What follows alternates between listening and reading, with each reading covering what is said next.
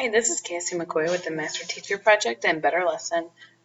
Today I wanted to show you a little bit about how these forms work. It might look a little overwhelming at first, but trust me, it is such a breeze.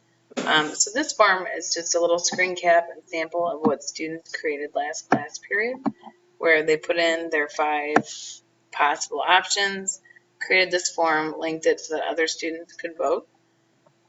From this, students were created a summary of responses, which is what I'm going to go over with students today, how to use this.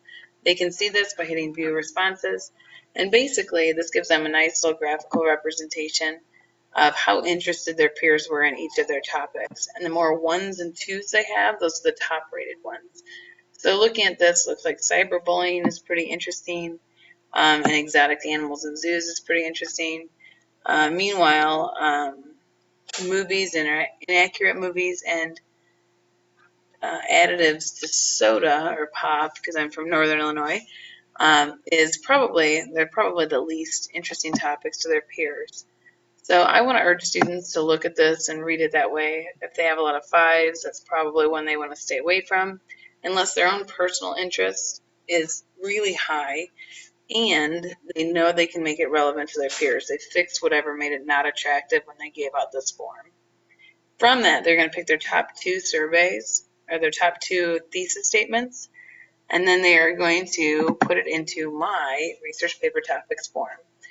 They're going to pick their number 1. So they pick their top 2, so if one gets thrown back or somebody else has it, they have another one ready to go. They put the one that they really want to have right here. They put in their name, what their thesis statement is, and why they chose the topic. I get that why because it helps me decide if this is something they're really passionate about or this is something they Googled.